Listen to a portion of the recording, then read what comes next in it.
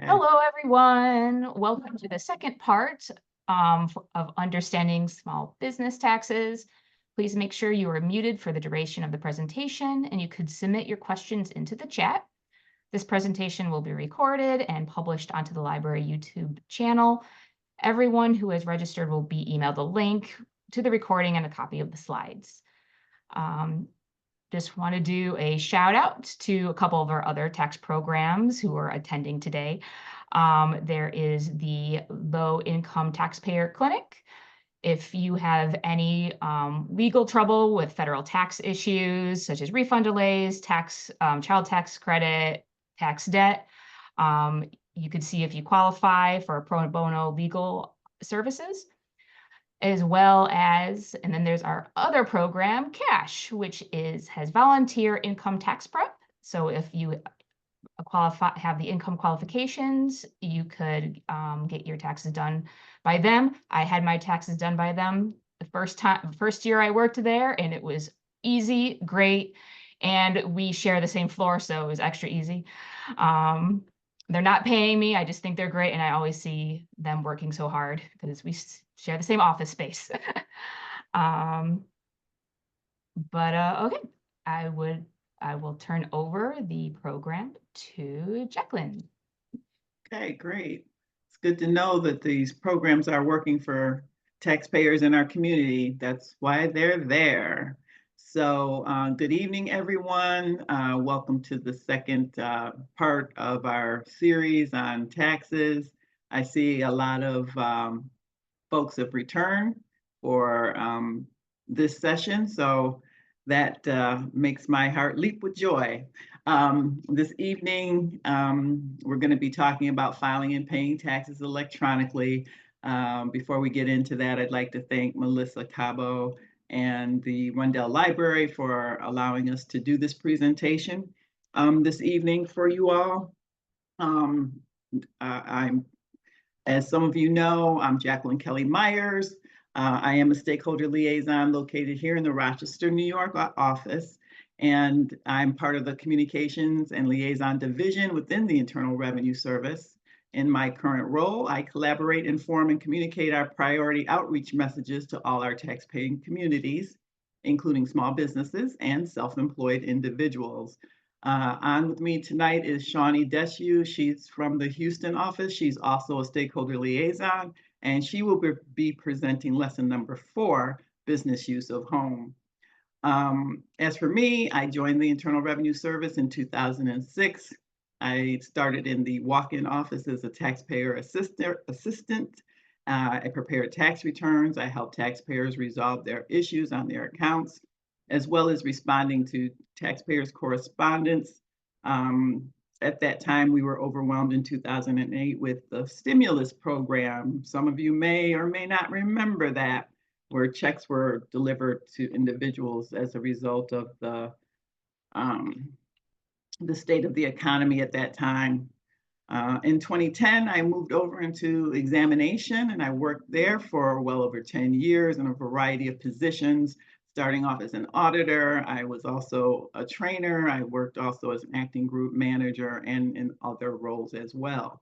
Um, in this role, I work with individuals, small businesses, and their representatives to help them understand their tax compliance responsibility and to resolve any issues they had. Before joining the IRS, I worked both in the banking and insurance industries. The majority of my career has been working with the IRS. I am really happy in my current role because it allows me to use my background and my experience to help taxpayers avoid the pitfalls of, uh, of taxes, doing things on tax returns that could get them into trouble and wind up paying more money in penalties and taxes and interest that they don't need to. So with all that said, I'd like to get started. My lesson is about 20 to 30 minutes. I would ask that you hold any questions that you have until the end of the presentation. And then I'll have Shawnee introduce herself, and her lesson is a little bit longer than mine. So I want to be able to give her an opportunity to do a bang up job with her presentation. So once again, this is filing and paying your taxes.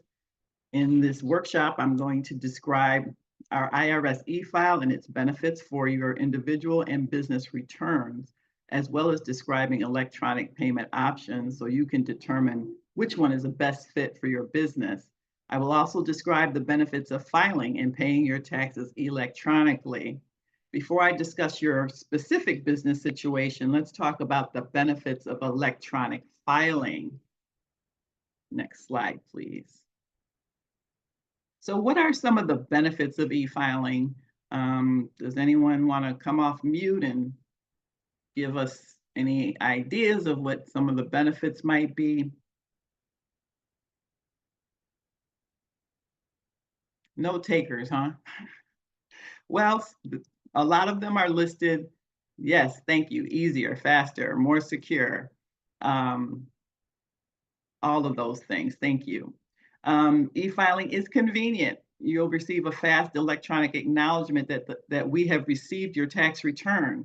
It's accurate. There are few risks of math errors and of receiving a letter from the IRS. If there are any errors on the return, you'll receive an easy to understand error message in plain language. E-filing is safe. Your tax information is secure and only authorized IRS employees have access to it.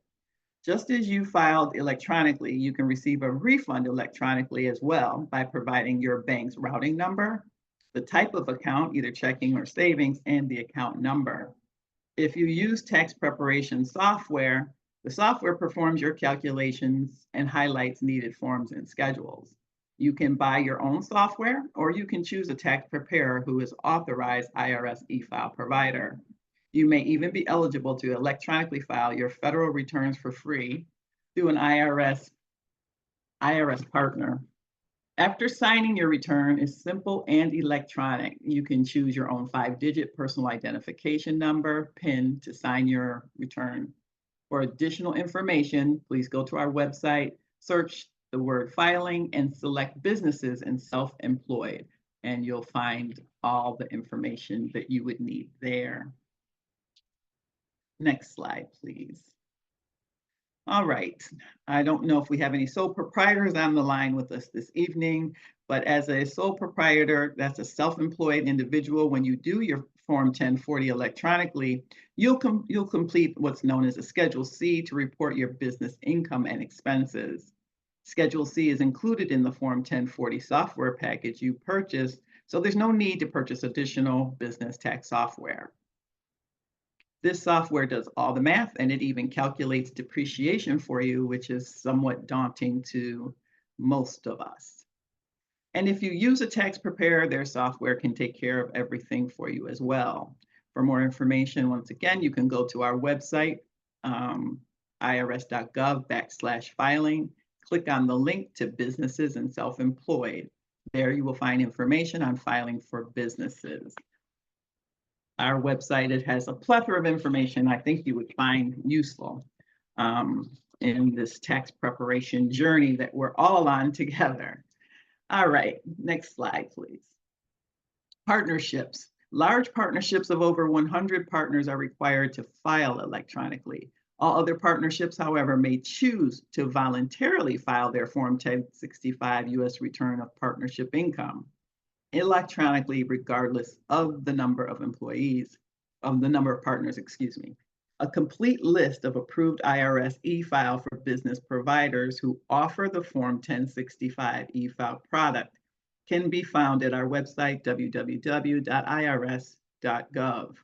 Just click on the area for file and go to the section for business and self-employed. There you will find more information as well as links to companies' websites. You may be able to enter your return information online using software provided by the Form 1065 e-file provider of your choice. The provider will then transmit your Form 1065 and Schedule K-1 partner share of income, deductions, credits, etc. to the IRS. Again, for more information, go to our website, irs.gov/filing. Click on the link for businesses and self-employed, and you'll find more information on filing for businesses. I think I've said that 3 or 4 times now. All right, next we're going to discuss corporations. Corporations can electronically file Form 1120 U.S. Corporation Income Tax Return, Form 1120F U.S. Income Tax Return of a Foreign Corporation, and Form 1120S U.S. Income Tax Return for an S Corp, as well as associated forms and schedules. Any business taxpayer who files these forms may electronically file their return through an authorized IRS e-file provider. A listing of 1120 return e-file approved providers is available at our website, www.irs.gov. If you are a corporate filer who would like to participate in 1120, 1120F, 1120S e-file, talk to your tax preparer to see if they offer it to their clients. Some corporations are required to file electronically. Those corporations with $10 million or more in total assets and that file 250 or more returns a year are required to electronically file their Form 1120, 1120F, and 1120S. The total number of returns is determined by aggregating all returns, regardless of type, that are required to be filed over the calendar year, including income tax returns, returns required under Section 6033 of the Internal Revenue Code, information returns, excise tax returns, and employment tax returns. For more information, go to irs.gov/filing and click on the link once again to businesses and self-employed. There you will find information on filing for businesses. So the next type are charities and nonprofits. They can electronically file as well the following forms through an IRS e-file provider. That would include the Form 990, Return of Organization Exempt from Income Tax, Form 990EZ, the short form, Form 990PF, Return of Private Foundation, Form 990N, Form 1120 POL, U.S. Income Tax Return for certain political organizations, Form 8868, which is the application for extension of time to file an exempt to organization return. Most small tax-exempt organizations whose annual gross receipts are normally $50,000 or less are required to electronically submit Form 990N, also known as e-postcard, unless they choose to file a complete Form 990 or Form 990EZ. To complete Form 990N, go to irs.gov/990N and follow the directions to register, create, and send your e-postcard.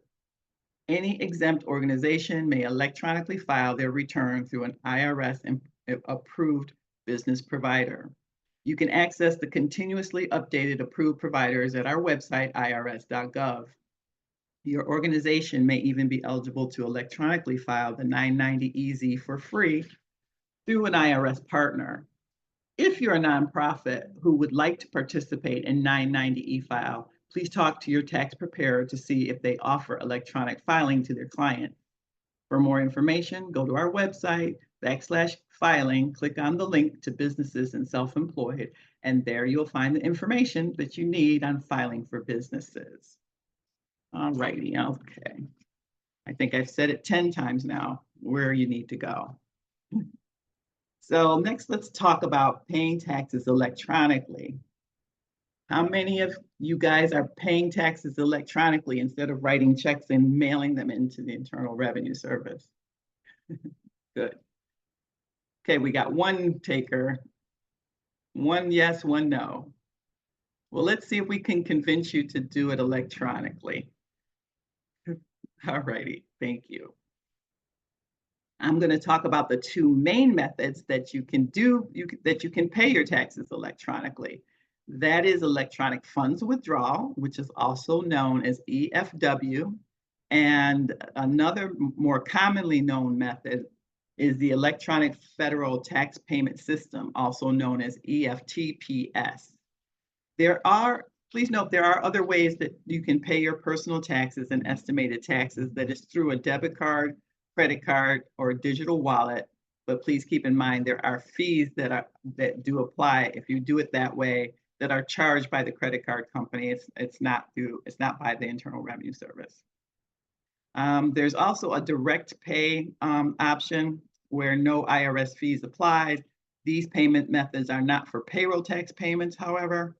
For more information, go to our website, irs.gov/pay. Next, let's talk about the electronic funds withdrawal method. That's a way for you to pay money you owe when you file your taxes. When you use EFW, you authorize the U.S. Department of Treasury through a Treasury financial agent to transfer money from your bank account to the Treasury account. You enter your bank routing number, your bank account number, and the account type, such as checking or savings, that you want the payment withdrawn from. This is instantaneous and there is no charge, but make sure you check with your financial institution about any fees it may charge. The payment date is the same as the date the balance due return is filed, and the funds are withdrawn in a single transaction, not in installments. You can call the IRS e-file payment inquiry and cancellation service toll-free at 888-353-4537 to inquire about payments. Please wait 7 to 10 days after your return was accepted before making any inquiries. You can contact your financial institution immediately if there is an error in the amount withdrawn. Additionally, irs.gov/pay provides detailed information on electronic payment of taxes. Okay. Next, we're going to talk about the electronic filing tax payment system, commonly referred to as EFTPS. It is especially useful to business taxpayers with employees because it makes it easy for them to make deposits of withheld employee income and payroll taxes, which is very important. Also, you can use EFTPS to pay your own quarterly estimated taxes. Easily change or cancel scheduled payments. You can track your payments with email notifications, sign up for payment status emails for EFTPS. Getting confirmation is easy. You'll just supply your email address when you pay. In addition, EFTPS is safe, secure, and it is private. It is available 24/7. You have the ability to schedule payments when you want, and you'll receive immediate confirmation of every transaction. Also, you can check up to 15 months of your EFTPS payment history online or by calling the EFTPS customer service number. So registering for EFTPS, you have two options to do that, and both are free. Online enrollment is available at www.eftps.gov. You will receive your personal identification number or PIN in the mail within 7 business days. If you would like to enroll by mail, you can call EFTPS at 800-555-4477 to request the enrollment form by mail. You will then receive your PIN, and within 7 business days after your completed form is received by EFTPS. As soon as you receive your PIN, you can begin scheduling your payments. If you use EFTPS.gov, follow the prompts to set your internet password. If you wish to schedule payments by phone, you would call 800-555-3453. Also, if you receive a pre-enrollment letter from EFTPS, you can activate your enrollment by calling the same customer service number. You'll need your financial institution's routing number and your accounting number. EFTPS's customer service hours of operation are 6 in the morning until 2 p.m. Eastern Time, Monday through Friday, and 8 a.m. to 8 p.m. on Saturday and Sunday. They used to be 24 hours a day, and that has changed. You can pay by phone via the voice response system as well. That does remain available 24/7 at 800-555-3453. All righty. So the EFTPS payment methods there are two primary payment methods for business owners: EFTPS Direct and EFTPS through a financial institution. EFTPS Direct is an electronic payment method that allows you to access EFTPS directly by either phone or online to pay your taxes. Make sure that you have the PIN and the EIN or employer identification number or social security number. You will be prompted for any other information necessary to complete your tax payment as you go along. You'll need to submit your tax payment information by 8 p.m. Eastern Time, at least one day prior to your due date at eftps.gov, or check the EFTPS website for the number to call for payment. After submitting your information, you will immediately receive an electronic funds transfer acknowledgement number to keep for your records. If you want to cancel a payment, you must do so by 11:59 p.m. Eastern Time, at least 2 business days before the scheduled date. EFTPS will then debit your designated bank account on the date that you schedule. Your tax data will be reported to the IRS and your records will be updated automatically. You may check the status and history of any payment you made using EFTPS in the last 15 months at www.eftps.gov.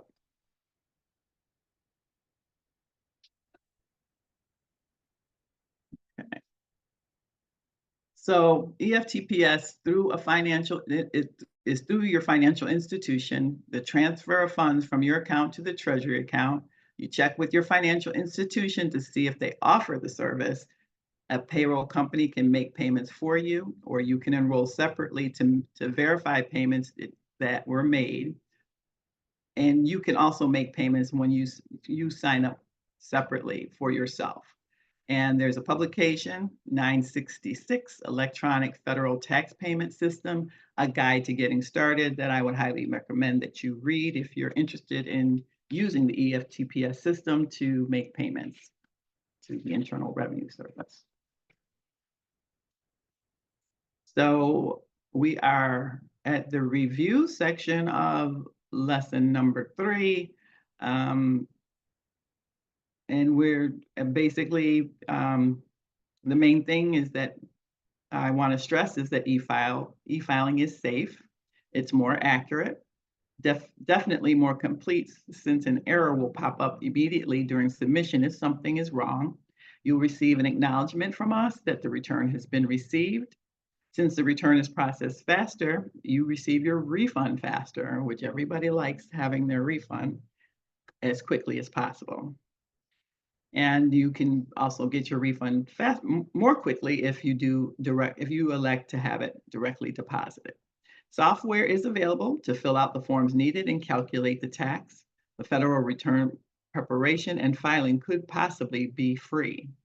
ePay with electronic funds withdrawal or EFTPS electronic filing tax payment system, you must enroll in either of those methods. Either method of ePay is safe. It's fast and instantaneously acknowledged by us. All of this is available 24/7, and we hope that you'll take advantage of the IRS e-file and ePay options. E-file and ePay streamline the tax process and make things easier for you, and they make it easier for us as well. For more information, you can go to the irs.gov web address /filing and irs.gov/pay for additional information. And I am, again, Jacqueline Kelly Myers, a stakeholder liaison, and that's my contact information. If you need to reach out to me with any questions or concerns that you have. And I see a question, is EFTPS a third party? I don't believe it is. That's a great question. No, I think it's us. It's our system, EFTPS. Because it says EFTPS.gov. So I think because it's not, there's no fee involved for using the system, I'm assuming it is something that we do. we make it easier. If you go through a third party, that would be paying with the credit card, and that's why you would be subjected to the fees. All right, thank you for that. Any other questions before we move on to lesson number 4? And I'm right under the 30-minute mark, so we have some time if anybody has questions. Well, hopefully I convinced somebody or more people to at least think about it and give it a whirl. Oh, good. Thanks, Tony. Appreciate it. I have a convert. And Jacqueline, I just went ahead and went to irs.gov. That is our friend. It tells you everything you need to know. And it Yes. is a free service from the Department of Treasury. Good. It's not a third party. Thank you, Shawnee. I can always count on you. All righty. I'll turn it over to you now, ma'am. Okay, thank you. One moment.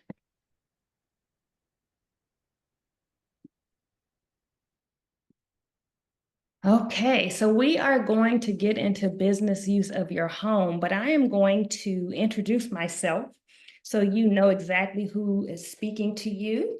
I am Shawnee Desu, just like bless you, but with a D, Desu. I am a senior stakeholder liaison here in the Houston, Texas area. I have been with the service for over 15 years. I began my career in Los Angeles. I then moved to New Orleans and then came over here to Houston. So the Internal Revenue Service has definitely been great to myself and my family. My career kicked off as a revenue officer, so I am enforcement to the core. I have been a group manager for revenue officers, so I have had the opportunity to develop and train some of the enforcement officers that hopefully you have not been acquainted with. But if you have, we are here to do a job and to make sure that everyone has voluntary compliance. In this specific position as education and outreach as a stakeholder liaison, it is dear to me because I am able to be on the other side of enforcement. I am able to give you some resources, some education to prevent you from seeking the attention of an enforcement officer. And so whatever it is that I can do in this capacity, I am willing to do it. I am willing to educate. And hopefully you guys will have a different glimpse of the Internal Revenue Service and understand that we are your friends. We are here to help you, provide you with resources and products to assist you, as well as your colleagues, your family, and your friends to prevent any type of issues that you may have from maybe not knowing. I do believe that a lot of people just don't know that they don't know, and they're in situations. And so again, Jacqueline and I are here to assist you with whatever it is that your needs are in relations to tax law. So I do appreciate you, Jacqueline and Melissa, for inviting me on today. I am going to get involved in this business use of home because that's what you guys came here for. And so we are going to begin. Before we begin, I do want to also, give you guys a shout out because you could have been anywhere this evening, but you decided that you wanted to have a little more knowledge and education on tax law. You also decided that you wanted to be in the know. And so I'm going to say, because I want to make sure you're awake, to give me an emoji or a hand clap or something for yourself for being here. And Jackie, you will have to let me know because I can't see the chat. Okay, so we are going to begin. Okay, so this is just for awareness purposes, okay? So effective 2018, that was a while ago. If you're an employee, you're no longer able to claim deductions for your business use of home. And so an example of that is I work for the Internal Revenue Service. We have the opportunity to telework, which we do that frequently. We are no longer able to claim that deduction on our taxes because I am an employee. So if you have been doing so, I am going to recommend for you to amend your return if you have been doing that after 2018, because you are no longer able to claim those deductions. In addition to that, what we've done is the threshold has been deducted to $10,000 if you're married filing joint. If you're married filing separate, the amount is going to be $5,000. And so please keep that in mind when you're looking to have deductions, that the threshold has changed, as well as you would need to report that information on the Form 8829, as well as that Schedule A on that Form 1040. We'll go over the Form 8829 just to get you familiar with that form. Now, today we're going to talk about how to calculate and claim some of the deductions for your business. We'll also talk about the use of your home, because that is why you guys are here, as well as the requirements to qualify for specific deductions and the business percentage. We'll go over the types of expenses as well as how to determine those deduction limits. And then I'm going to show you how to deduct those expenses on the return and where to deduct those on the returns as well.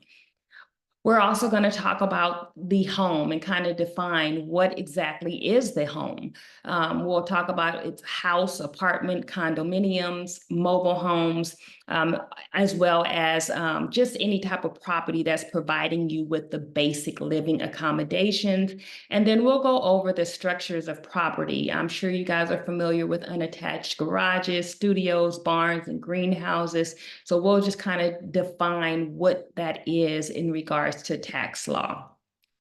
Now, first, we're going to talk about the simplified method. And so the simplified method deduction, it is, of course, a little bit easier than the standard deduction, okay? We have made it to be more user-friendly for the taxpayers, as well as just making a difference between the standard and the simplified method. With the standard method, it is a little more complex. It is more burdensome. I would say it's more for the sophisticated taxpayer if you're using the standard versus the simplified. With the simplified, they have capped the square footage as far as the space you're utilizing for your home. So they have capped that at 300 square feet, as well as $5 square foot. So basically you would just multiply that 300 by the 5, and that's going to give you $1,500 per year, and that's the amount that you're allowed to claim. I do want to state that if you have a space in your home that you're utilizing and it's over 300 square feet, again, if you're using the simplified method, you cannot use the entire amount of that space. So please keep that in mind when you're determining if you're going to use the simplified method. In addition to that simplified method, you can elect to choose the simplified or the standard. So you have the ability to select that.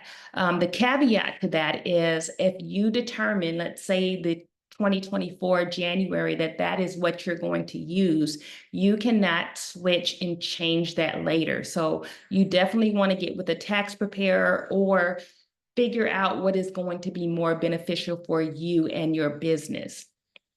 Also, that amount allowed for the simplified deduction, it's pretty much in lieu of the deduction of the actual expense. So it's not the actual expense. Again, you're going to report some of these deductions on the Schedule C. I hope you guys have are familiar with the profit or loss from that business. If you're a sole proprietor, that is the form that you're going to utilize. You can also calculate the simplified method worksheet. There's an instruction worksheet for that Schedule C, and it will allow you to get the information you need as far as the calculation. Again, if you're unfamiliar with how to do any of these worksheets, there's instructions, and I'm always going to yield to a tax preparer. They're going to be the best resource for you to tell you what is going to be beneficial for your business. Now, qualifying your business use. So we do have a test. That test is an exclusive use test, okay? Now, in order to meet that exclusive use test, you're going to have to review the specific requirements that we do have. And so you're going to look at the business part of your home. Are you using that exclusively for your business? That is something that you have to ensure that you're using exclusively for this test. Are you using it regularly? So if you're doing something once in a while, then that is not regular. And then of course, you're going to have issues with that exclusive use test. And then you have to make sure that it is in accordance with your business. So if it's not, then again, you're going to have issues with the exclusive use test. Now, so the business part of your home, okay, if we're looking at the business part of your home, you're going to have to determine either is it a principal place of your business, or either if it's a place where you're meeting maybe your clients, your patients, or if you're having customers, are they coming to your home on a normal course of that business? Is it a separate structure that's not attached? So earlier we talked about the garage, the unattached garage, maybe a barn. Those would also qualify for the exclusive use test. So again, these three principles you're going to have to make sure in order to pass that specific test, you have to choose one of them and you have to qualify for one of them in order to pass that test. Now, I am going to give you guys a little test to see if you guys are listening. I'm sure you are. The first one here is that Ruth is a graphic designer. Her computer is in the family room, and that's where she does her design work. Her family also uses that room for recreation. So the question here is, can Ruth claim a business deduction for the use of the family room? Jackie, can you go in the chat and let me know what we have here? Sure. I'm getting a lot of no's. I don't see any yeses. Okay, and can I get the reason why you're stating no?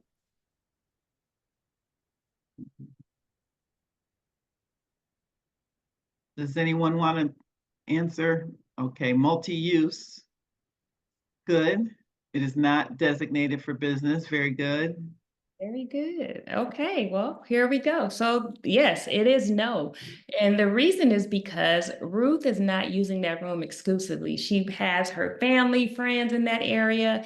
Therefore, she cannot deduct that or claim it rather. And so you guys are paying attention or you're familiar with the topic. So good job. Yeah, everybody's got it correct and correct responses to why as well. Good job, guys. Great, great. So the next one is Greg brews natural sodas in his garage. The garage is not attached to his house, and he uses this garage only for brewing and selling. One part of the garage is used for the brewing, and the other part of the garage is where he conducts tasting and sells the soda. Does Greg meet that requirement of the exclusive use test? Give you a couple seconds. I'm seeing all yeses from everybody. Okay, now you know I want to know why. Tell me why. Anybody want to answer why? Exclusive use, yes, it's very good. Yeah, not attached, exclusive, regular. Awesome. Absolutely. So that is correct. Greg can claim that deduction because it's actually exclusive, it's regular, and it's for his business. So he meets the criteria. So great job, you guys. Great job. Okay, so there's exceptions to every rule. Okay, that's what we do know. And so if you're not meeting that exclusive use test, You can use part of your home, maybe for storage, or maybe if you have a daycare, or if you're using your home for products that you're selling, then of course that would be an exception. So I am going to recommend all of you, if this is your situation, to definitely go to irs.gov. You can type in exceptions to exclusive use, and it will provide you with additional information if you are maybe a daycare facility, or if you're storing inventory in your home. Now we're going to move on to the regular use test, okay?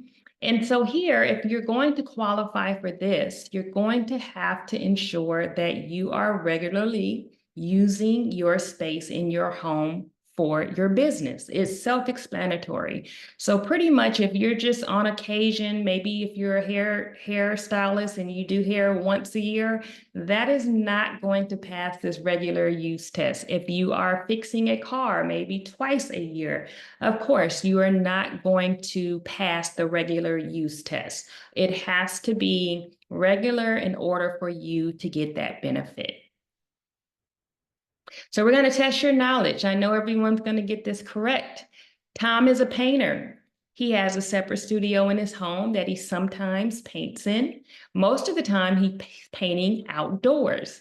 Can he claim that business deduction for the use of his studio? Give you a few seconds.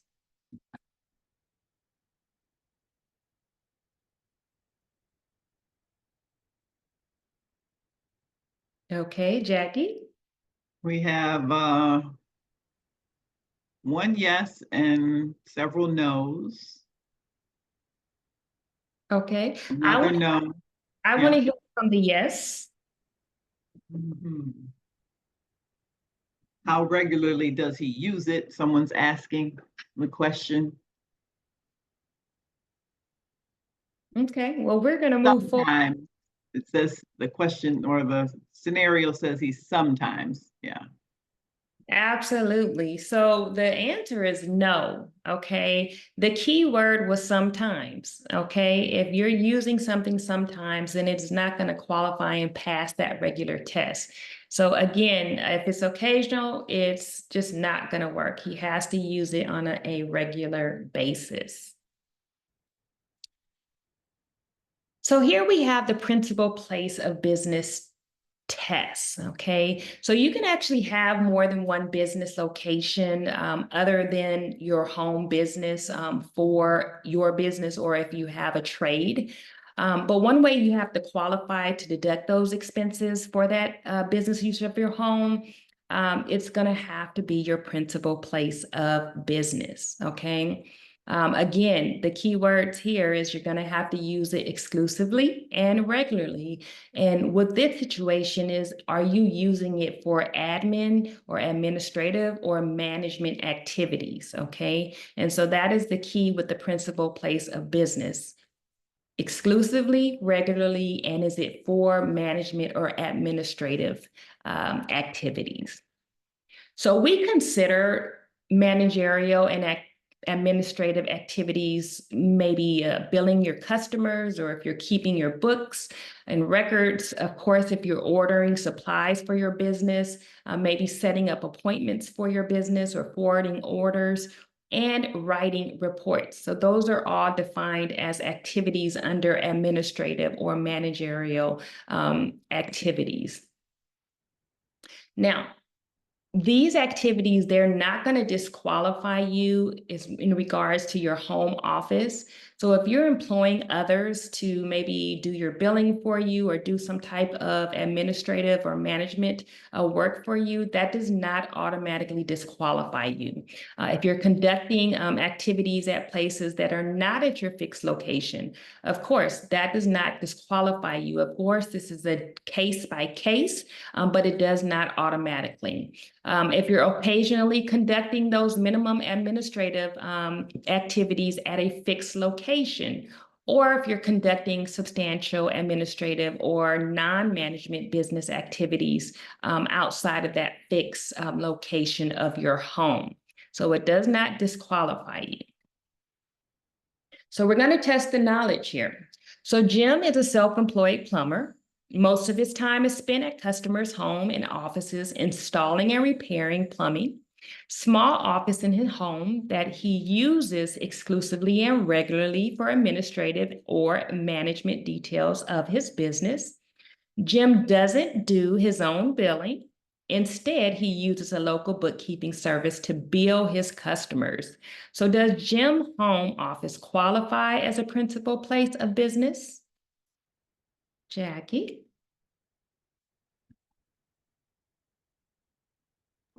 Answers are still coming in. Okay. Everybody is saying yes. Okay, No. and why? I don't see any no's. Any reasons? One person, give me a reason. Tony is on it. He says yes in big capital letters. Exclusive use. Thank you. Yes. Oh, He okay, meets the exclusive use. Okay. The answer is yes. Again, Exclusive, yeah. regular, exclusive and regular, and yeah. Yes, so Tony, you're on it. I think you can teach this class here. So yes, because that home office for the administrative and managerial activities have been used. And his choice to hire someone to do some of this work, again, it doesn't disqualify him from the principal place of that business. And then Jim's business meets the qualifications, including the principal place of business. So you guys are correct. Now we're going to talk about the meeting place for customers test. We have all of these tests to make sure you guys are on one accord with the tax law.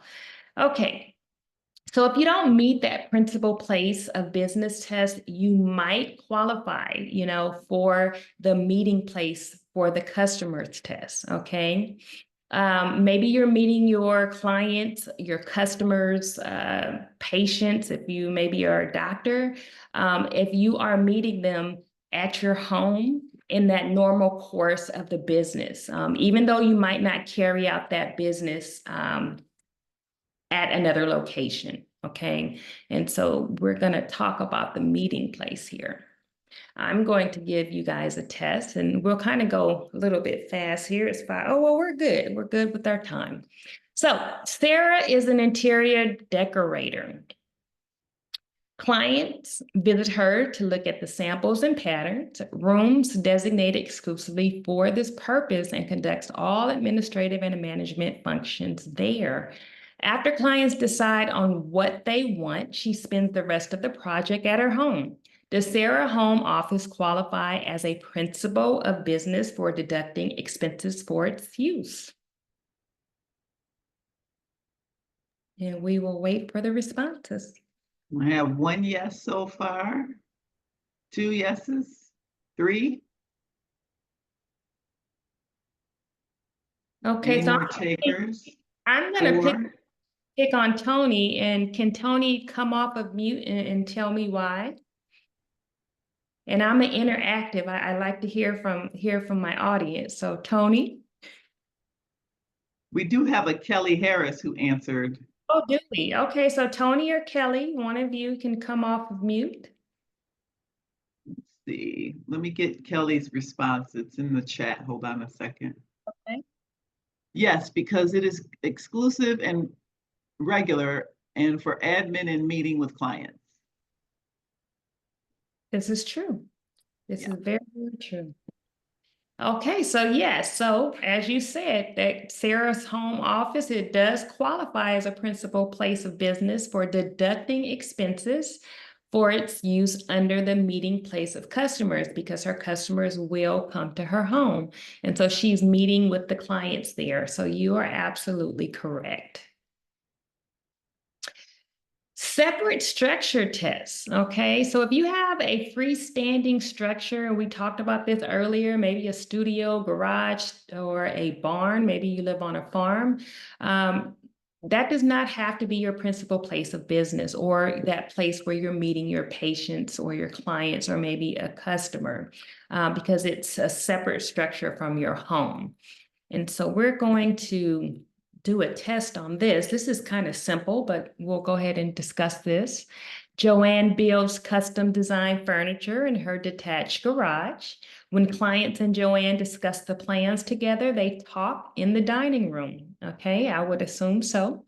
Does her garage qualify for a separate structure?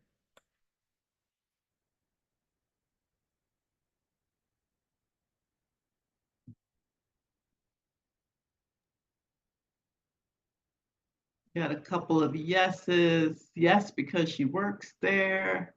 Yes, yes, yes, yes. Everybody's saying yes. Everyone says yes. Okay, so that is absolutely correct. It's correct because that structure is used exclusively, regularly in her business. Okay, so she doesn't have to meet with clients there. I'm assuming most clients would not want to meet her there.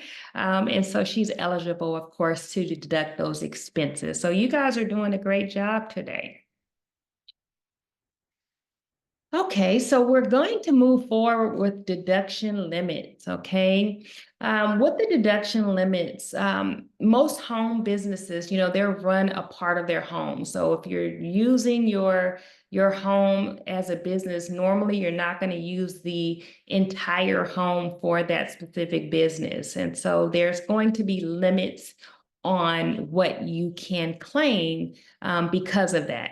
So you're going to pretty much calculate that business percentage, and you're going to compare the size of your home with the part of the business that you're using, so the space that you're using. So we're going to talk about the common methods that we see here at the Internal Revenue Service, and that's going to be area method and then number of rooms method. Raise your hand or put in the chat if you're familiar with the area method and the number of rooms method, please.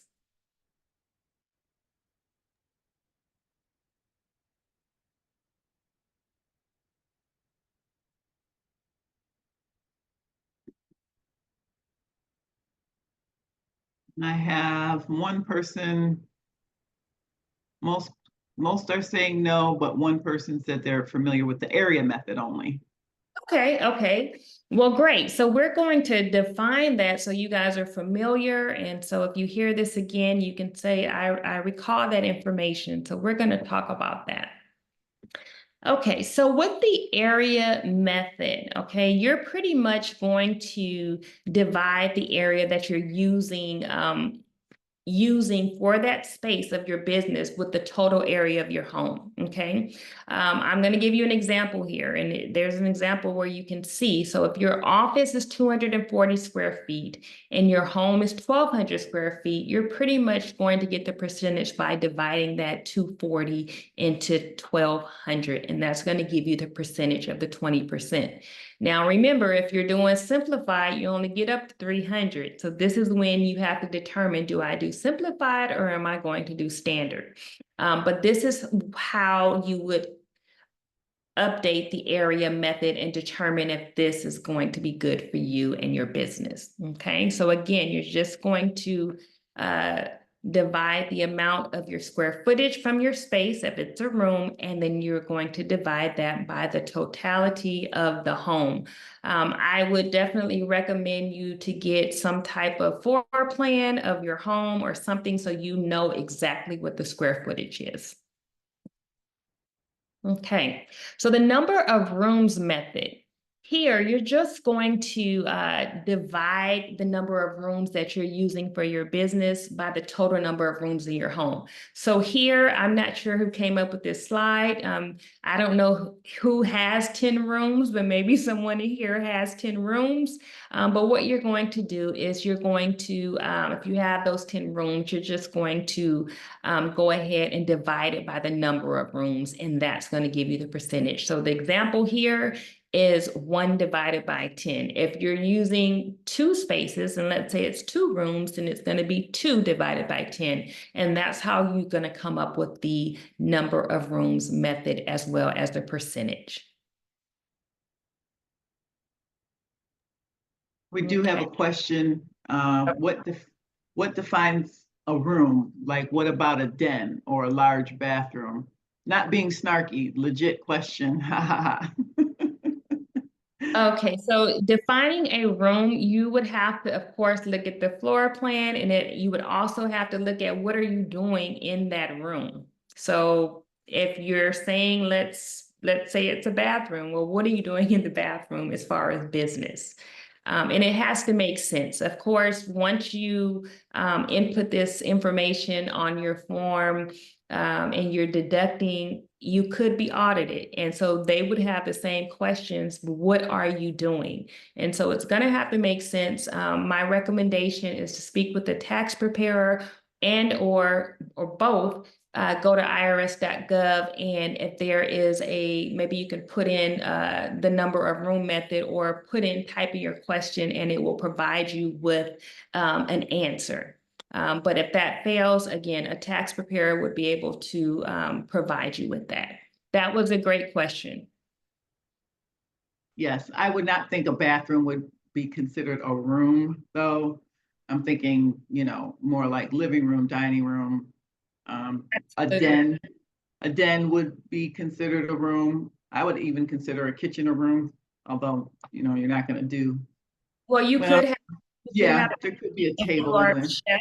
If you're a chef and you're cooking and preparing meals for other people, you would use that kitchen for that. And again, it's going to be whatever, if you're using the number of rooms, or if you're using the standard or the simplified method, you would have to look into that to see what's going to be beneficial for you. But a kitchen is definitely depending on what you're using it for.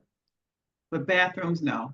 I have never heard of anyone using a bathroom, but they're the first. Right.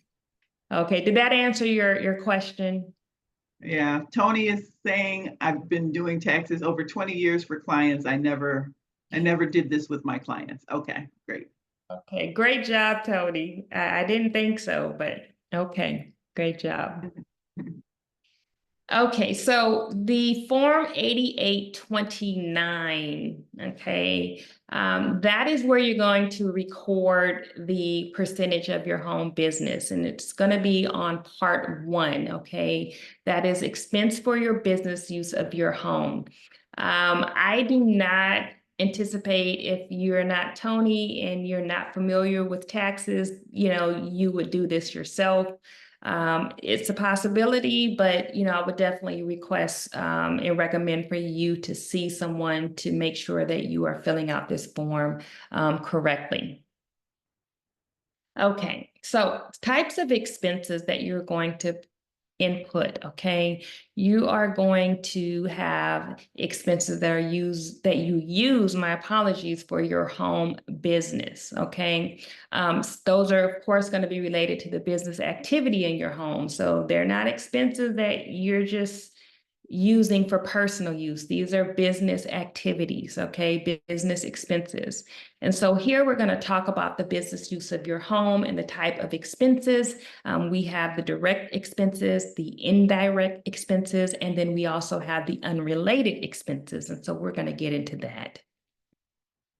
Okay, so here we have the expenses that are related to your business activity. We have ordinary and necessary expenses. And so that would be something in the regards of advertising, because you want to get the word out about your business. Business taxes, car and truck expenses that you would have, maybe salaries if you have employees, supplies, of course, and then travel.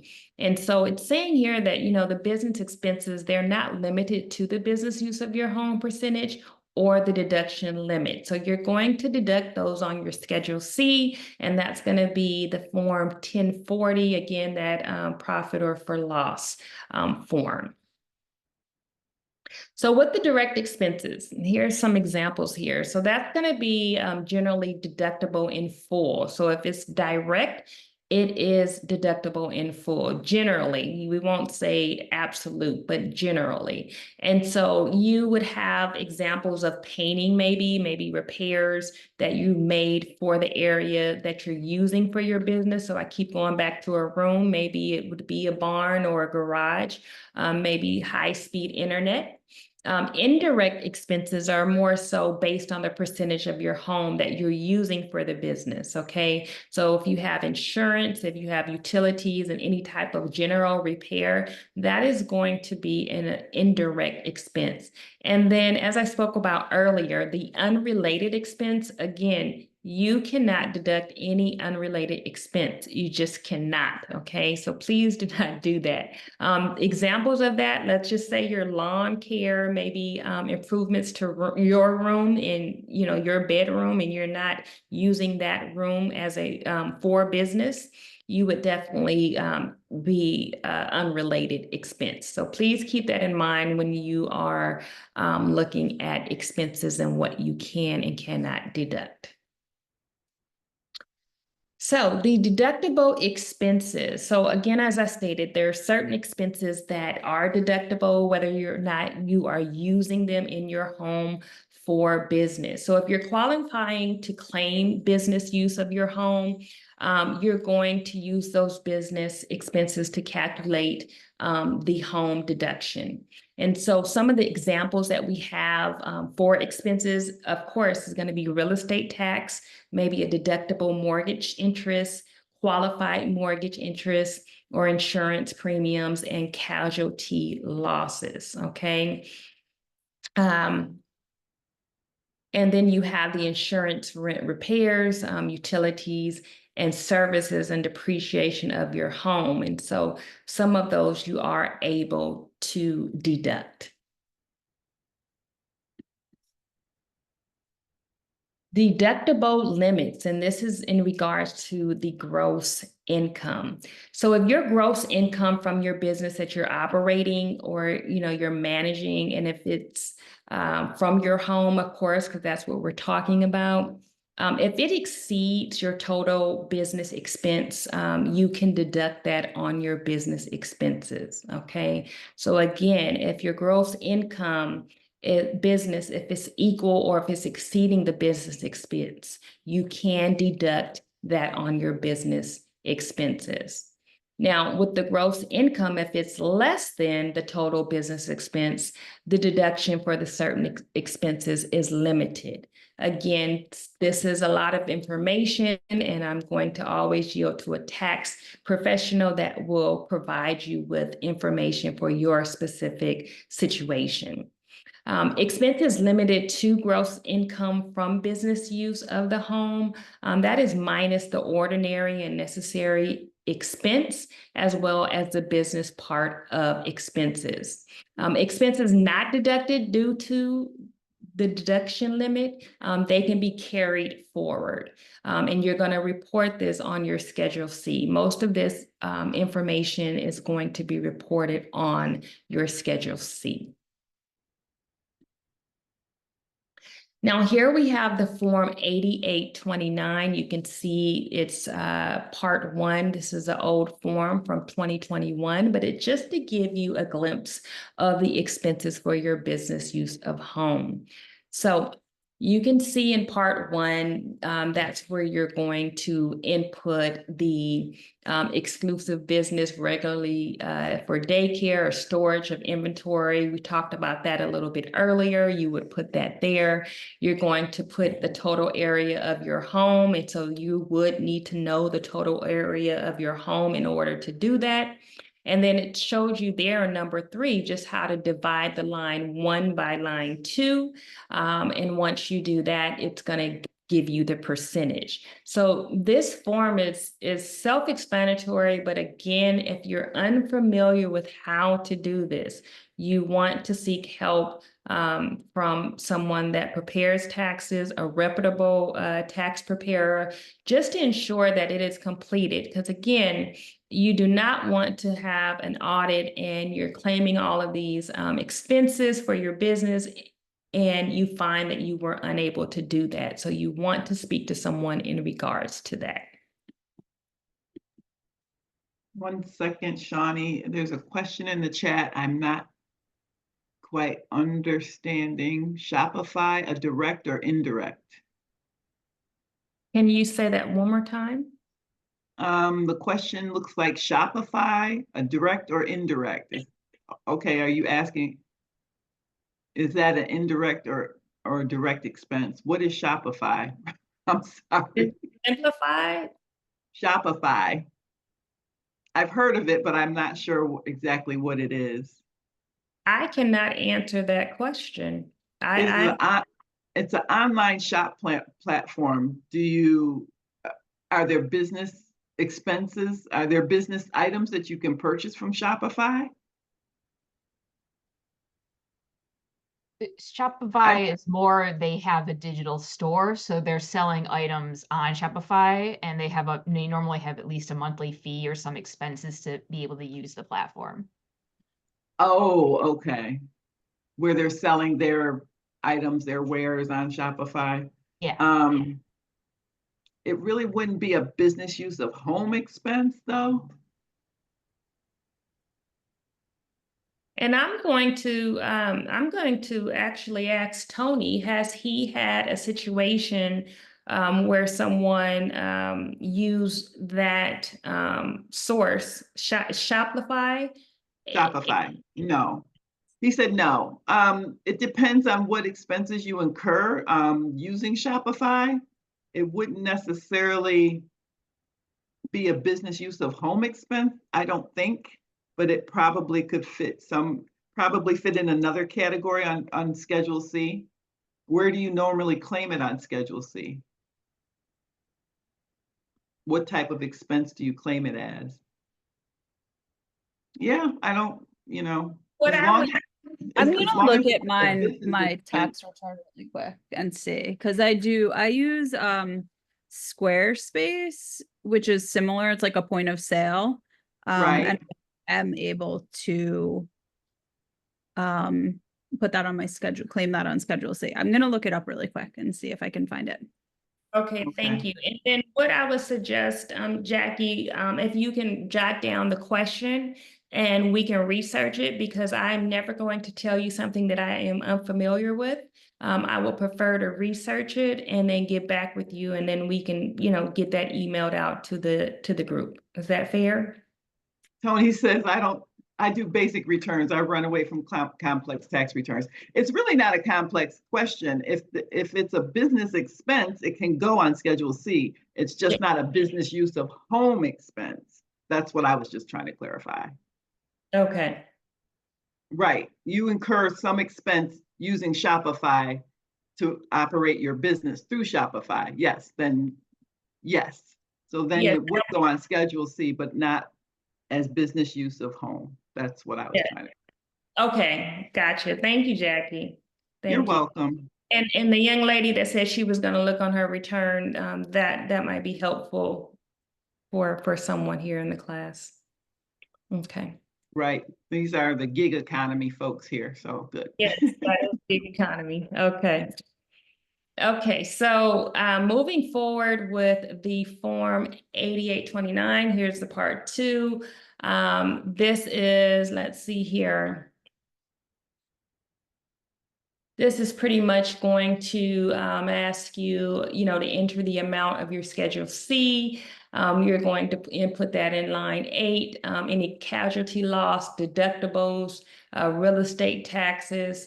It's just going to have a slew of allowable deduction, rent, insurance, repairs, utilities. And so you would input all of that information here on part 2 as far as the allowable deductions.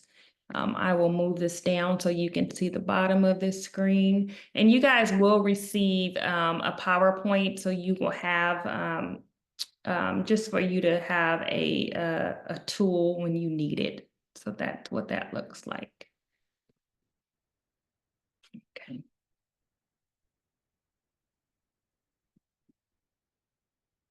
Okay, so here is that Schedule C for Form 1040 that we were speaking about the profit or loss from that business.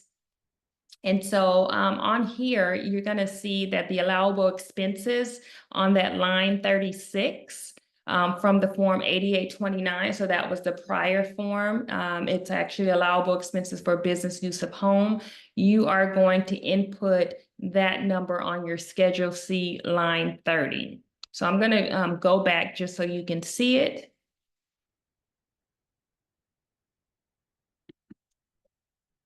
So line 36, let me move this here, right there. So you can see at that very last line, that number is then going to be inserted in the line 30 for Schedule C. And you can see it says expenses for business use of your home. Do not report these expenses elsewhere. Attach the Form 8829 unless using the simplified method. And so there's instructions, again, because we spoke about the simplified method and the standard method. So you definitely want to read the instructions to determine what you should and should not be doing.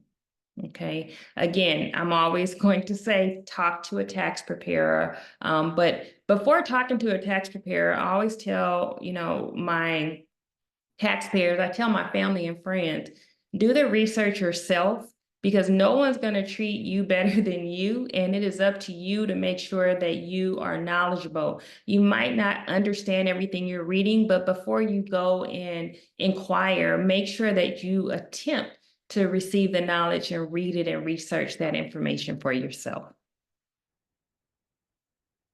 Okay, so what you can't do, I'm going to actually just read this because this is extremely important. So we might as well make sure you guys get it. Do not take a double deduction for real estate taxes and mortgage interest. Okay. Report business portions of the taxes and interest on your Schedule C. We just spoke about that.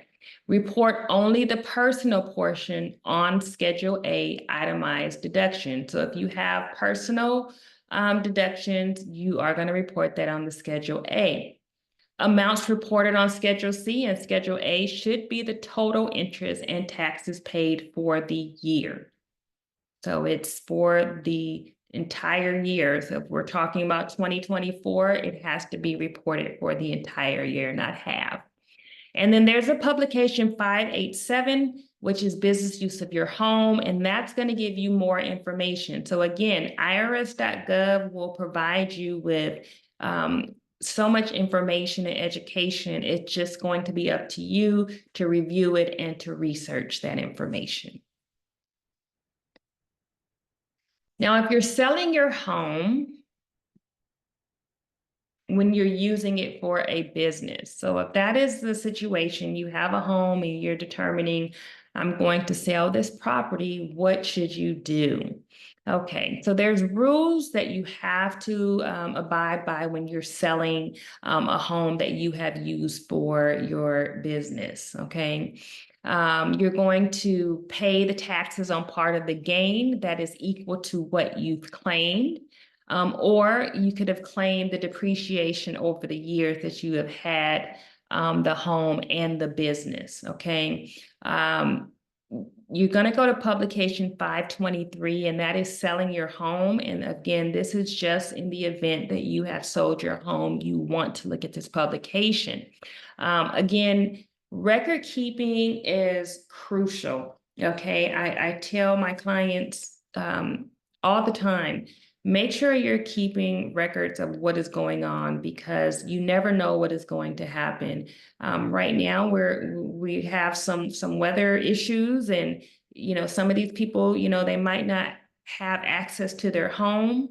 And so you want to make sure whatever records you're keeping, that you have a hard copy and you have something also on maybe a computer drive so that you have it. And so whether you're selling your home or whether you're in business for yourself or if it's personal, just please make sure that you're keeping all your records that's going to provide information for your deductions, your expenses, so that you can make sure that you get credit for what you have done. Now, illegal tax avoidance schemes. This is something that is extremely important as well. You want to make sure that you're reporting your income and expenses, all of your income and expenses, even the cash, okay? Shawnee, can you hear me? We have 2 questions in the chat. What about businesses like Airbnb? What about? Yeah, can you be a little more specific? What about them? What about an Airbnb?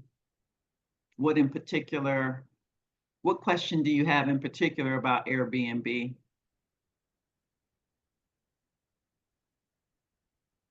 Oops.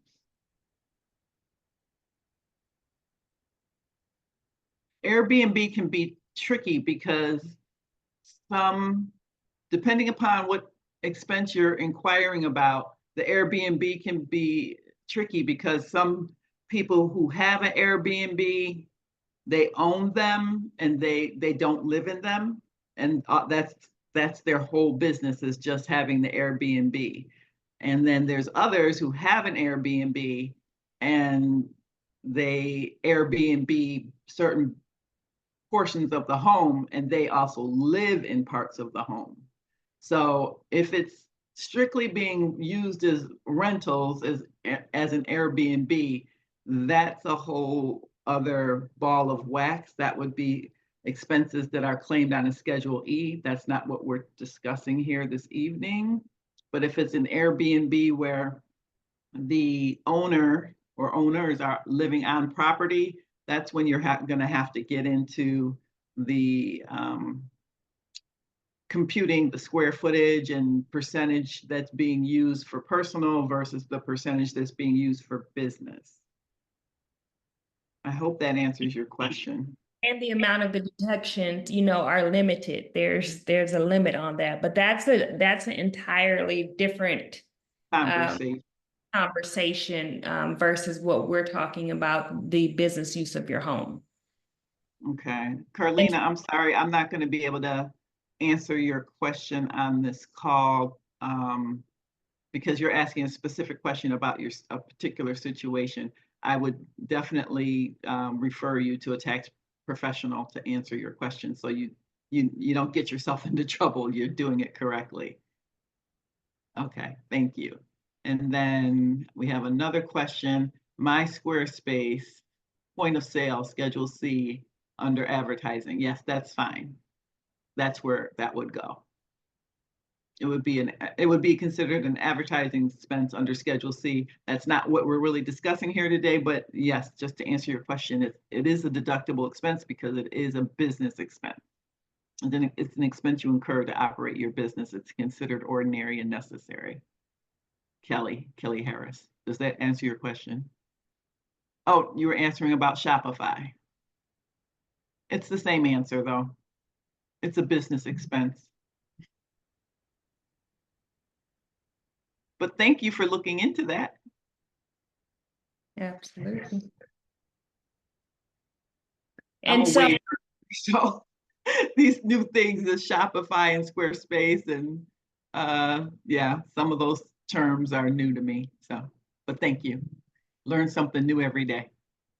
Absolutely. And so I am going, I was going to say this at the end of my spiel, but we have so many questions, about specific circumstances and situations. I am going to recommend for all of you to go to irs.gov and just type in these questions. Everything you need to know is there. When I don't know anything or know something, I just go and type it in and I research it. It might take me less than 10 minutes. Sometimes it takes longer, but the information is there. We also have a IRS YouTube. So in the event that you cannot, come to one of these sessions, you can just go on YouTube. It's free of charge, and you can type in some of your questions or what you want to hear, and you can just listen while you're in the car or whatever it is you're doing. There are things, webinars and workshops for you for these topics that you have, because there are some great questions. And we definitely want to make sure that we provide you with the resource if we're not able to answer the question. Okay. Okay. So I'm going to go back to the illegal tax avoidance. And of course, I said, if you're making sure that you're reporting all of your income and expenses, it's important. Okay. All of it, cash, any type of Zelle or Cash App or PayPal, Venmo. You want to make sure that you are reporting all income. Also, as far as the non-deductible personnel living expenses, they cannot be transferred into deductible business expenses. So again, you want to make sure that you're doing the right thing. If it feels like it's wrong, it's probably wrong, and you don't want to do it. You want to get professional help to make sure this is something that you can do. You can go on irs.gov. I keep talking about it, but that is going to assist you with how to avoid some of these tax schemes that we have been seeing that have been running rapid, and I believe they'll get worse. And so I don't want you to fall victim of any of these tax schemes. So please be aware of that. I just want to address Tony. He says he uses Google. I would suggest that you do go to irs.gov, Tony, and try using that as your resource for any tax questions. There is some good information out there on Google. I won't say that there isn't, but just to be on the safe side, I would try our website, www.irs.gov first. And then, you can compare it with what you have on Google, but all things taxes, you want to come to us first. Right, thank you. And that's absolutely true. I find that a lot of taxpayers are receiving information via social media, Google, and you want to make sure that you're inputting and getting the correct information, because when it's time for you to file a return and you have input the wrong information, you cannot say Google or social media or any of these things assisted you, because the auditor, they're not going to respond to that kindly. So you want to make sure that you're getting the information from irs.gov, or you're maybe calling a stakeholder liaison, and they can maybe help you find the resource. Again, you want to be proactive so you're not reactive. Okay. Okay. Any more questions?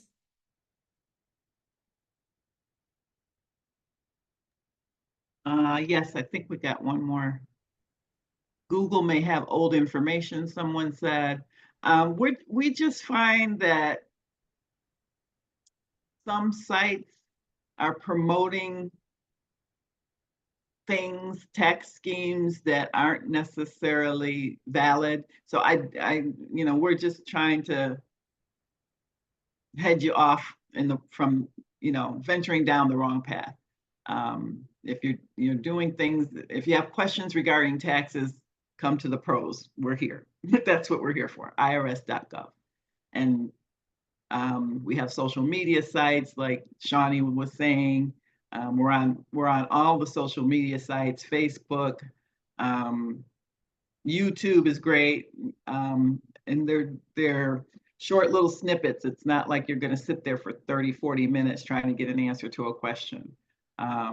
So I definitely would go that route first before going to Google. And certainly if you don't feel comfortable with what you found there, if you have a tax professional, you can ask them. And if you're eligible for the low income tax clinic or the cash site, we spent a lot of money. There, a lot of resources have gone into, a lot of investment has gone into making sure that information that you as a taxpaying community need to get to prepare accurate returns is out there. So please, no Googling. Enough of that. And again, as I stated earlier, we are here to assist you, not just stakeholder liaisons, the Internal Revenue Service. We are not here to say, I got you. We're just not. We want you to do the right thing. We want you to pay the correct amount of taxes, not more, not less. And so get the information from us and understand that we're here. I'm a taxpayer. Jackie's a taxpayer just like you. So whatever information we're giving you, we're giving to our family and friends. It's no different. And so definitely you want to stay the course and get the information from the horse's mouth. Okay. So comparison of methods. So we're just going to go through the differences from simplified options to regular methods so you'll know the difference here. Of course, with the simplified, the deduction of your home office use of a portion of a residence allowed only if that portion is exclusively, regularly using it on a regularly basis for that business purpose. Regular method is the same criteria, so it's no different. With the simplified option, if your allowable square footage of home use for business not to exceed the 300 square feet. The regular is percentage of the home used for the business. And we spoke about that based on what if you have 10 rooms or if it's 1,200 square foot, you're going to divide that. And so with the simplified, you only get up to 300. So if your space is 1,000, please understand you're only going to get up to 300 square foot with the $5 per square foot.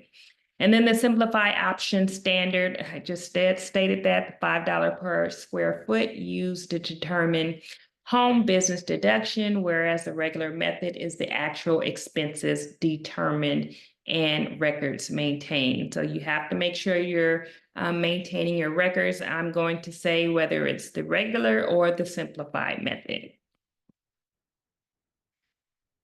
Home-related itemized deductions claimed on your Schedule A. So you're going to claim any of those itemized deductions for your home on your Schedule A. And then for the regular method, you're going to have those itemized deductions between the Schedule A and business schedule. So that's either a Schedule C or a Schedule F with regular. With the simplified option, there's no depreciation deduction. And for the regular, the depreciation deduction for a portion of the home used for the business. So you get to use a portion of it, whereas the simplified, there is no depreciation deduction. And then for the simplified option, no recapture of depreciation upon sale of the home, and the regular method, you can recapture of depreciation on gain upon the sale of the home. So you have to sell the home and you would then receive the depreciation on that gain.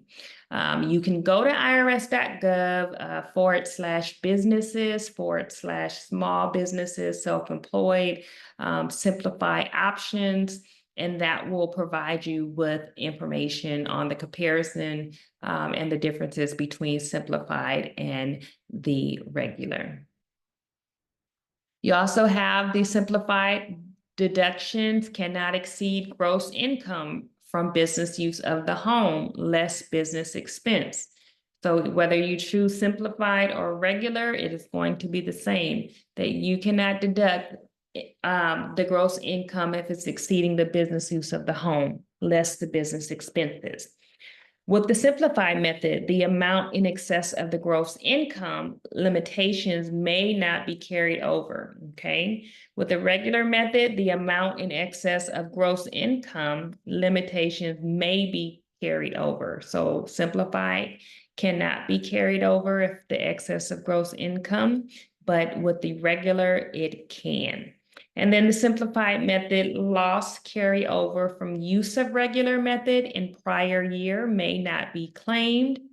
Whereas regular, if you have a loss carryover from the use of regular method in a prior year, it can be claimed. So if you're in 23, when we're in 24, so if you're in 24 and you're carrying over something for 23, you can claim that if the gross income test is met for that current year. So again, speak with a tax professional that will assist you on what method is going to be best for you and your business. So I want to make sure that we covered everything that we needed to cover. So after reviewing this, did we discuss the requirements to qualify for the deductions? Did we determine business percentage? I believe we did. Did we discuss the types of deductible expenses and determine deduction limits? And then did I show you where to deduct that information on your tax return? I believe I did on that form 8829 and the Schedule C. And then we also discussed the effect when you're selling your home and the record keeping, which is essential to any business or any personal endeavors that you may have. And then we talked about tax avoidance schemes and the simplified method versus the standard method. I've also included some reading for small businesses. You can see here we have publication 334, which is the tax guide for small businesses. It pretty much provides you with information on the Schedule C and C-Easy for those individuals. If you're trying to claim travel or entertainment, car expenses, you want to look at that publication 463. I know that Jackie spoke about the tax withholding and estimated tax. That's publication 505. I am also going to say to make sure that if you are self-employed or you have income other than wages, make sure that you are making estimated taxes to avoid any penalty for failing to do so. We also have a calculator that you can use, which will provide you information if you're withholding the correct amount. I would strongly encourage you guys to review that on irs.gov, to use that maybe twice a year to make sure that your withholding is correct. And if it's not, to update it, and maybe you will find that you're actually paying too much in withholding and you might need to tailor that down. Also, the publication 535, which is business expenses, which we just talked about. Starting a business, keeping good records, you want to make sure you're doing that. And then we spoke about publication 587, of course, business use of your home, and then EFTPS, publication 966, which is a free service. We've learned today that that is a government entity that's free of charge that will assist you, whether you have a business or you're individual, because we're all individual taxpayers.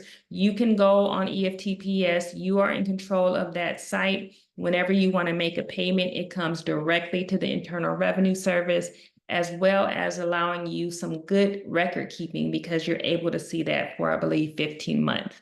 And then independent contractor or employee, that's a big one, publication 1779. A lot of workers, they are receiving 1099s, which is a contractor, and they might in fact be an employee. So you definitely want to look at and see if you have any employees that you are classifying them correctly. And then lastly, that publication 5557, and that is a guide to starting a small business. And so those are some great publications. Again, this is all going to be in your PowerPoint presentation. I am going to ask you to please share this information. You know, I am a strong believer in each one, teach one. And so if you're getting the information, go give that to someone else so that they have the same opportunities that you have. And that is the end of my presentation. It has been a pleasure speaking with you guys today. And again, Melissa and Jackie, thank you for having me. And I am going to turn it back over to you.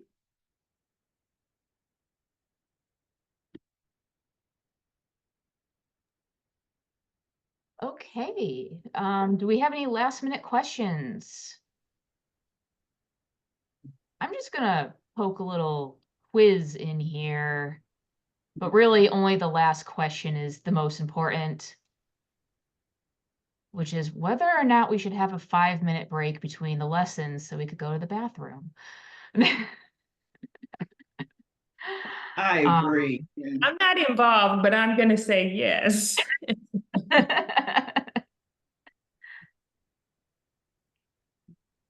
Absolutely, yes.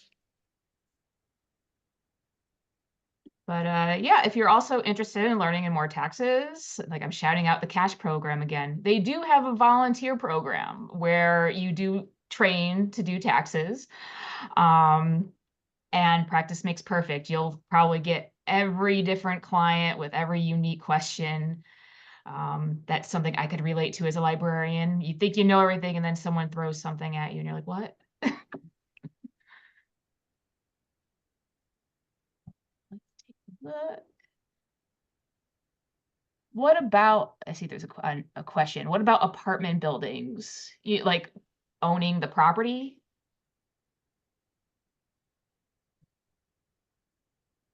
If you only have one apartment building, how would you go about tax returns? that would be a whole other presentation. That's not really business use of home. Those expenses go on what we call a Schedule E. And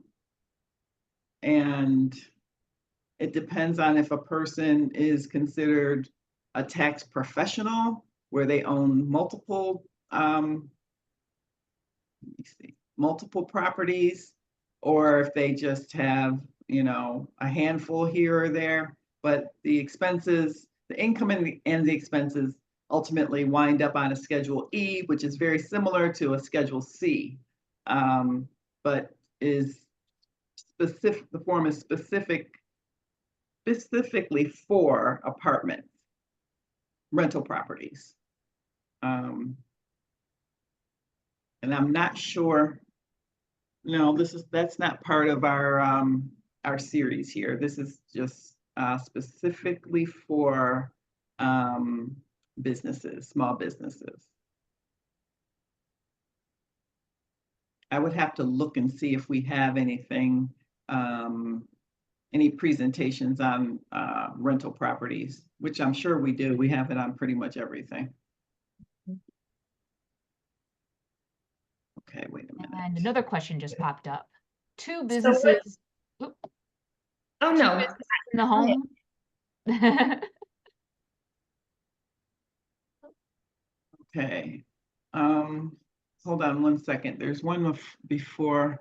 There's Carlina's iPhone. If you have one apartment building, how would you go about tax returns?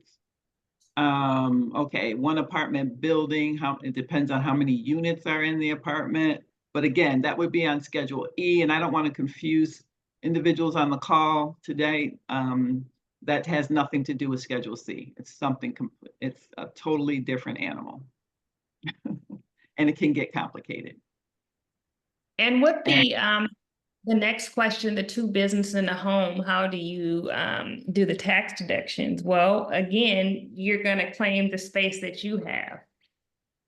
So I know there was a question where I guess it was a husband and wife in one room and they were trying to claim the entire room. Well, you cannot do that. It's whatever the space that you're using for that Right, specific. the rules would still apply to both businesses. It has to be regular and exclusive, and each business has to be operated out of their own space and have regular and exclusive use out of that particular room.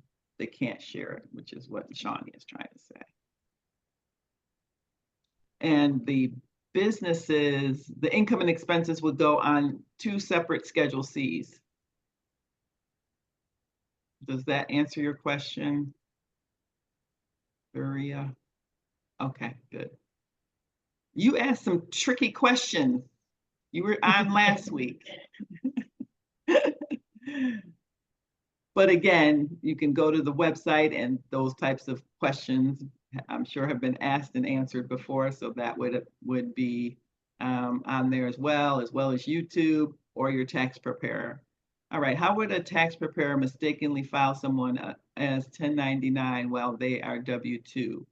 a tax preparer wouldn't do that, and they're basing the filing on the forms that they were provided. So if they were provided a 1099, they're going to do the return based on a 1099 unless they're curious and start asking questions. Or it's also, it could be a dispute between the worker and their employer as to whether or not they should be a 1099 contractor or a W-2 wage earner. So And that's if not that- really something the tax preparer would make a determination about. That taxpayer would need to clarify that before coming to get his or her tax return prepared. And if that is ever a situation, if you have a client that they want to be classified, then there is a form for the Internal Revenue Service SS8 where they can get a classification. Are they in fact a contractor or are they an employee? But Right. as Jackie stated, a tax preparer should not mistakenly file, 1099 unless they received a 1099. And then that would be an issue between that taxpayer and the entity that gave them the 1099. Correct.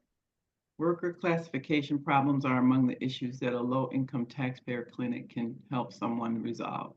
Okay, that's what someone put in the chat. I'm not familiar with what the low-income tax clinic does, but it sounds reasonable to me that they would be able to assist with something like that. I'm aware of situations where payers try to classify a worker as 1099 so that they don't have to do the withholding that's required. But again, that's beyond the scope of this particular class. But there is assistance available for any individual who finds themselves in that situation. And Yeah, you can go to irs.gov, of course, and type in workers classification. It will provide you with publications. I believe the second to last slide that I provided has a workers classification on there, publication. Right. Right. And the one who typed that is Barbara Huggy. She is the attorney that's head of our low income taxpayer clinic at Cash. So Okay, great. Definitely know. So she would know. Absolutely. Great. Thank you, Barb. Thank you, Barb.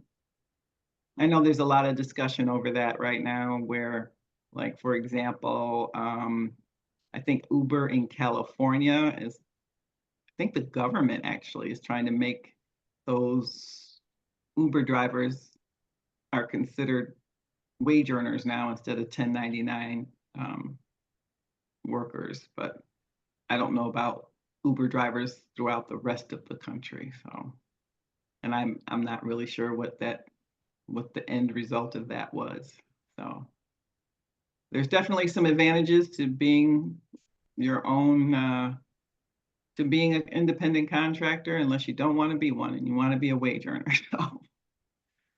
Mm-hmm.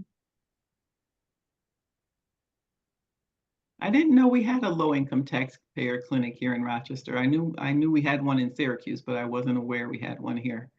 So that's good to know. It's brand new. Just started this year. Oh, okay. Thank you. See, again, you learn something new every day. Great. Okay, looks like that was the last question/comment. Looks like everybody stopped with the poll, and 100% of the people who participated says that they do want a 5-minute break in between lessons. So I'll keep that in mind for next time. I'm very good with that, actually. That is excellent. I did want to say, if you guys are having any type of issues with the Internal Revenue Service, we definitely would like the feedback. you know, we want to, you know, be more tailored to customer service. You know, like I said earlier, I think we've gotten a bad rap, maybe a few bad apples, but we are turning the corner and trying to be a resource for all taxpayers. So if you guys are having any type of issues, please reach out to Jackie. You know, maybe you're on a website and the site is not working, or you know, you're a tax preparer and some things aren't working, maybe with the P10s or EINs numbers, whatever. If it's a systemic issue, we want to hear from you to make sure that we are doing our due diligence and making this experience a little bit more pleasant. Okay. Am I off Oh. mute? Okay, go ahead. Just had a last question, but it is about the cash Vita program and the low income clinic. They have the same, they're both programs from Empire Justice, but they are separate programs. So the Okay. Vita program are the ones that will help you file for your income taxes, while the low income clinic is more legal issues. Oh, okay. And they do share the same space. Mhm. We are, all three of us are located on the 4th floor of the Bashalam building, a library building, that is, not the actual Bashalam building. We get that confusion because the downtown library has 2 buildings. We are in the newer one, it is the one with the 4th floor. You could find both the cash program and the Business Insight Center there. Right. And the low income clinic, that one is better to call ahead of time because Barbara isn't always in the office. She has certain days where she works remotely. So definitely call the number that is provided. In the next email, when I send the recordings and the slides, I'll put the 2 flyers for the 2 programs in there as well. Okay. So just so I'm clear, there is no free income tax return prep at the library? Oh, there is. No, that's cash. Oh, There's okay. actually 2 programs. There's another one that's done by the library as well, but the cash program, that's the Vita. That's the Vita, the Okay, volunteer. because I was answering a question that someone put in the chat about, okay, someone answered it. Okay, great. We're all set. Maybe during one of these 5-minute breaks, I'll see if Barbara would like to just quickly talk about promote her services.